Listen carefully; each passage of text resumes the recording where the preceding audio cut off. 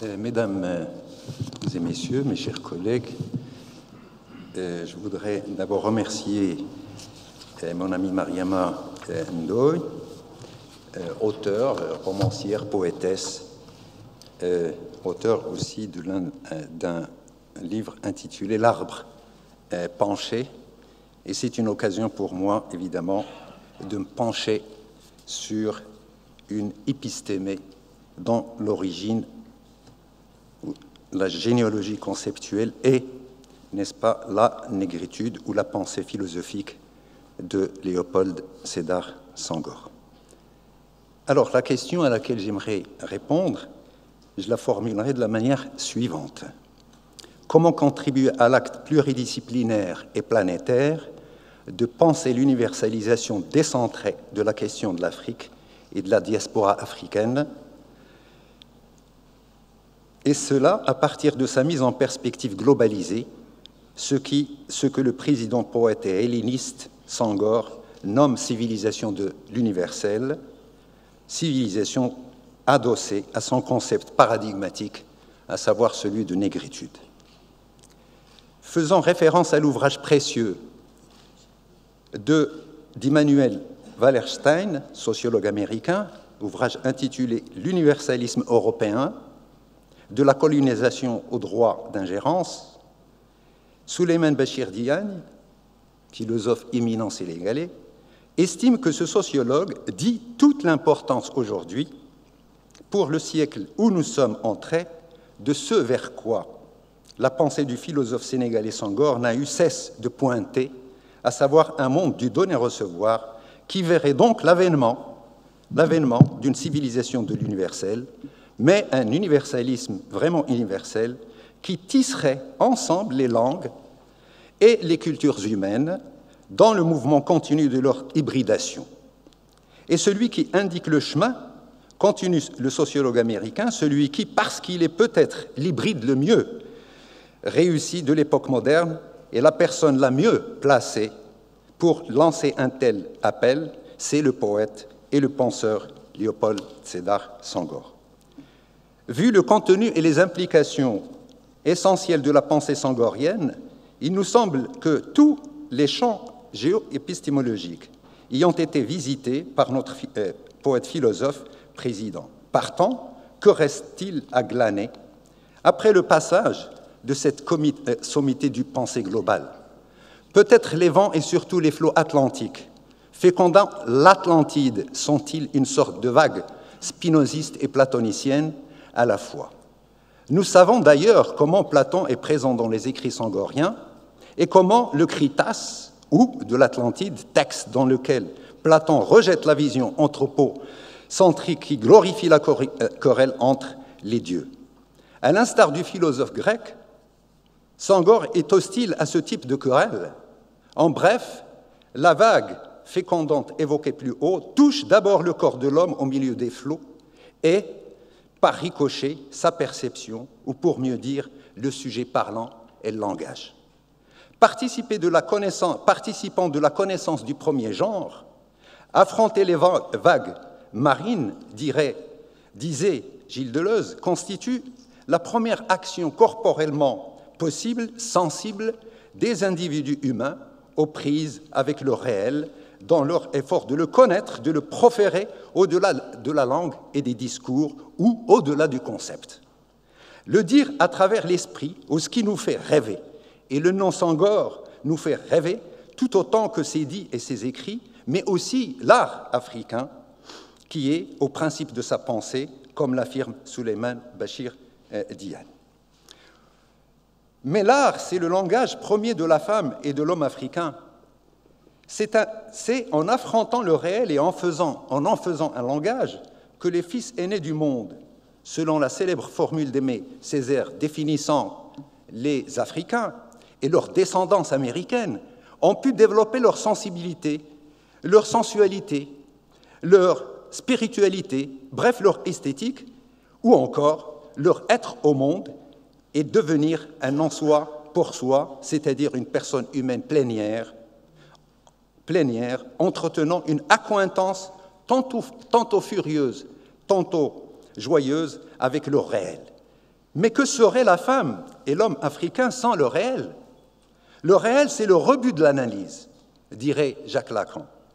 Le rebut de l'analyse en but à l'intégration dans la magistrature du vrai ou du mathème de ces sommets de l'horreur portant le masque du bien que furent l'esclavage, les traites négrières et la colonisation, mais aussi le racisme qui en est évidemment la dernière réplique. Mais également les divers outrages que subirent les Africains, ce que, s'agissant de l'Afrique et de ses intérieurs polyphoniques et multilangues, le poète nigérien Hawad appelle la haine de l'africanité. Haine face à l'effondrement non seulement de la raison vitale du continent austral, de ses dimensions réelles, imaginaires et symboliques, et de ses repères cognitifs, mais encore face à la déculturation et à l'effondrement des bases métaphysiques et anthropologiques des sociocultures africaines et diasporiques.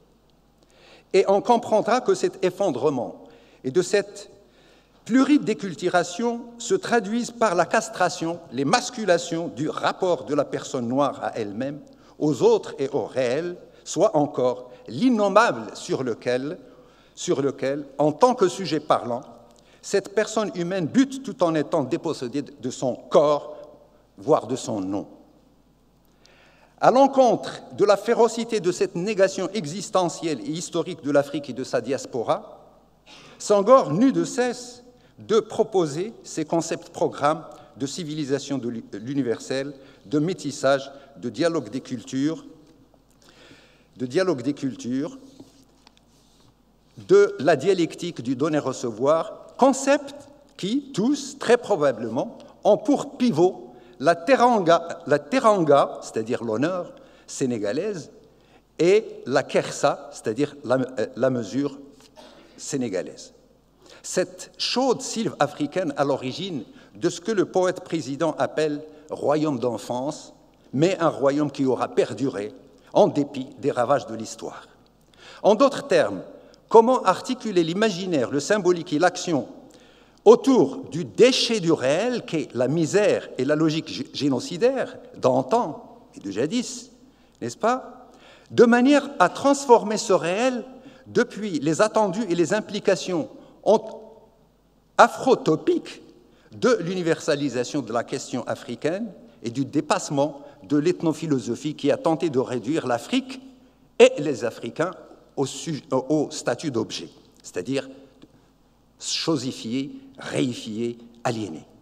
Le réel que voilà n'est-il pas le déchet monstrueux de l'être pré- et post-1492, c'est-à-dire la découverte du nouveau monde? La décision de ne pas traiter l'intraitable que l'on peut indexer du nom de blackout colonial ou encore du nom des relations de ce blackout avec les codes noirs esclavagistes, cette décision, dis-je, est-elle la réplique à une tentative de transformer la politique en clinique, de faire de l'homme dominé un malade à soigner? Comment métamorphoser le présent dans l'optique future de son articulation avec l'avenir, avec ce qui nous fait rêver, puisque, aujourd'hui, dit Edgar Morin, la cause est sans équivoque sublime, il s'agit de sauver, n'est-ce pas, l'humanité. Fin de citation. La réponse à de telles sollicitations, obligations, on comprend que le penseur et l'esthète Senghor soit le mieux placé pour en poser les balises. Effectivement, métamorphoser le présent dans l'optique future de son articulation avec l'avenir ne peut se réaliser qu'en gardant le regard tourné vers Senghor. Ce nom, redisons-le, est celui de la généalogie conceptuelle et esthétique d'où il nous est possible d'évoquer non seulement le nom de l'Afrique ou des Afriques, mais encore d'invoquer et de donner à voir les Afriques comme une œuvre d'art qui nous regarde, qui nous brûle les yeux, mais qui, néanmoins, n'interdit pas d'être en prise avec la chance de contribuer à la cause grandiose et noble, celle de sauver l'humanité en y intensifiant les processus d'hybridation planétaire. Les leçons de Senghor, elles sont des réponses à ces questions vitales. Elles n'interdisent pas pour autant la descendance intellectuelle et artistique de ce philosophe sénégalais de les reprendre en les adaptant aux exigences de l'Afrique présente et de celle à venir. Cheikh Anta Diop, qu'est-ce qui se passe?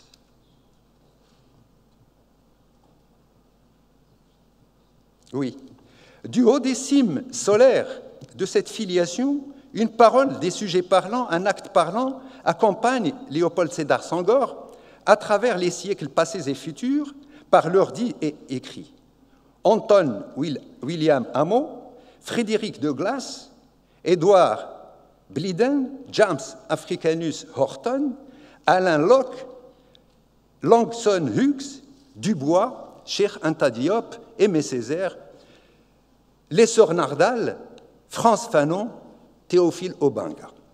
Nombreux d'entre eux furent traités d'incurables afrocentristes par les africanistes eurocentristes, y compris des apprentis hegeliens tentés de voire décidés à transformer la politique en clinique, c'est-à-dire traiter l'intraitable qui est devenu, comme je l'ai dit, redevenu l'universalisation de la question africaine et donc la question de l'universalisme hérité de la philosophie des Lumières.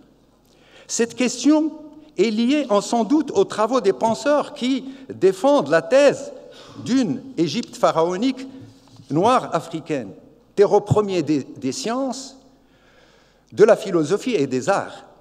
La même question est liée aussi aux théoriciens, archéologues et historiens qui défendent, grâce à l'apport décisif de Senghor en la matière, et cela au-delà du miracle grec ou de l'idée que la philosophie parle grec, la thèse afro-décentrée de ce que Achille Mbembe appelle l'afro-politanisme ou de ce que Mahmoudan Hawad appelle le surnomadisme. En clair, le concept sangorien de négritude ne ressortit pas des post-colonial studies. Il est résolument planétaire, libérateur, il fait partie intégrante des luttes théoriques et culturelles liées aux divers lieux de naissance de la marginalisation épistémologique à surpasser pour protéger et restaurer l'Afrique dans ses droits existentiels, cognitifs, esthétiques, culturels, scientifiques, et cela afin de renouer avec l'humanité de l'humain et avec l'humanité des sciences. À côté et en même temps que nos grands aînés évoqués plus haut, à l'ombre de son baobab, du haut duquel on entend les vagues de l'Atlantique fouetter les bords et les débords de l'île de Gorée, notre autre grand aîné, Léopold Sédar Senghor, fait de nous ses hôtes, nous convie, à travers la beauté de ses mots, de ses gestes, de son rythme, à rester fidèle à la leçon suivante. Faire se rejoindre le pathème, ce qui se dérobe au savoir, et le mathème, ce qui s'y intègre. Entendre le réel faire éruption dans les mots, la parole, le discours, la langue, le savoir, le corps. Continuer à privilégier la préscience du pathème ou du pathos sur le mathème, ou la vérité, ou le savoir, ou encore, en langage sangorien, l'émotion est nègre comme la raison est hellène, faire cela, c'est méconnaître la philosophie générale et la philosophie politique de Senghor. Cette méconnaissance est manifeste chez des anti-sangoriens comme Stanislas Spero Adotetti.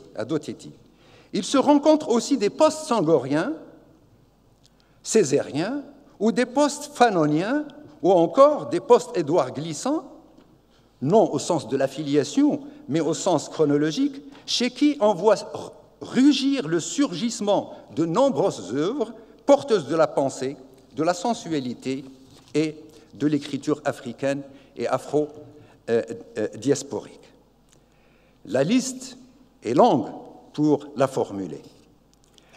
À côté d'autres intellectuels africains d'envergure, ces penseurs, écrivains, hommes d'action initient une idée de l'Africain qui n'a aucun problème à être dans un tout monde fait de synthèse et de métissage, puisque les éléments de son apport sont reconnus de tous. Cet Africain d'Afrique et d'ailleurs est inséparable de ce que j'appellerais les études sahariennes, atlantiques ou transatlantiques, transméditerranéennes, océano-indiennes et océano-pacifiques. Pourquoi ? Parce que l'Afrique est liée à tout un processus de planétarisation, diasporisation et d'hybridation.